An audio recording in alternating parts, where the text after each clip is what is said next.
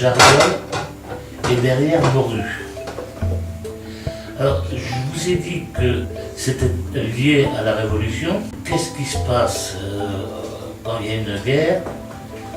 Il y a des gens dont le travail, c'est de tuer.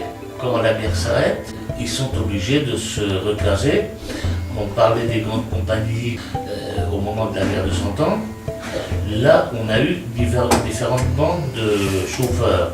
Les chauffeurs d'Orgères, les chauffeurs j'ai dit la tête tout à l'heure, c'est de la Drôme, et d'autres compagnies. Il y en avait une dans l'Ardèche, effectivement, qui écumait le Vivarais autour de l'Auberge Rouge. Et donc là, on est en 1799 ou 1800. C'est le soir du dernier jour du Fort d'Orval.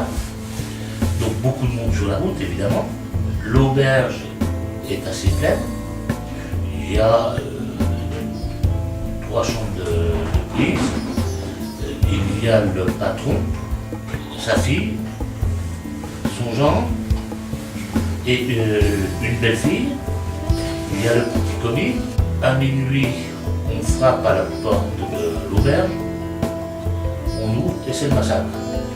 Tout le monde, sauf le commis qui couche au grenier. Tout le monde a été assassiné. Le lendemain, évidemment, le petit commis va frapper à la porte d'en face. On va voir le maire et puis on prévient la gendarmerie de Saint-Amand.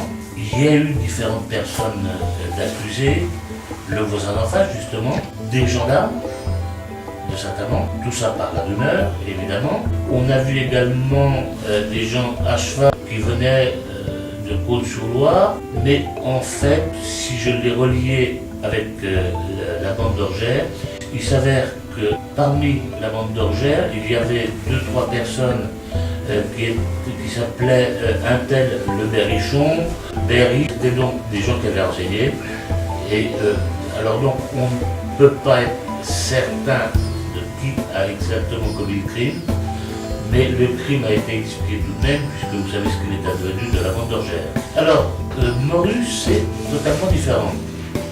1796, au mois d'avril, on a un condisciple de Bonaparte qui vient en Sancerrois pour fomenter des révoltes type de la Vendée. Ils prennent Sancerre, ils brûlent même certaines archives de Sancerre. Le général aux enfants vient missionner par Paris pour reprendre Sancerre. Voyant cette armée arriver, les contre-révolutionnaires se regroupent à Sambourgeau, à une douzaine de kilomètres de Sancerre. Ils vont être massacrés, dispersés. C'est une armée tout de même de plusieurs milliers d'hommes. Une armée de plusieurs milliers d'hommes, il faut les solder, il faut les équiper, les armer. Donc il fallait de l'argent. Et l'argent, où est-ce qu'on l'avait trouvé? Les émigrés, les Anglais qui aidaient. Juste avant de se disperser, ça aurait été bête que ce trésor-là tombe entre les mains des républicains. L'officier trésorier s'est réuni avec les dirigeants et un noble du coin. Vous voyez que vous allez voir que ça a son importance. Le noble du coin dit il faut aller le cacher dans tel moulin, le moulin Tranchant à la Croix. Tranchant, c'est le nom du meunier. C'est sur la commune de Neuilly en Sancerre. Voilà. Dans le désordre, il y a certainement des combattants qui sont devenus chauffeurs d'Orgères, qui ont entendu cela. Ils sont revenus 3 ans après et ils ont massacré le meunier Tranchant du moulin de Morue sans pour autant trouver le trésor. On a la solution, vous le lirez là-dedans, par Lucien Génie, un conseiller à la cour d'appel de Bourges, qui nous explique que en fait il y avait 2 moulins à Neuilly qui étaient tenus par un Tranchant. On a la généalogie ici, on s'aperçoit que c'est l'oncle et le neveu.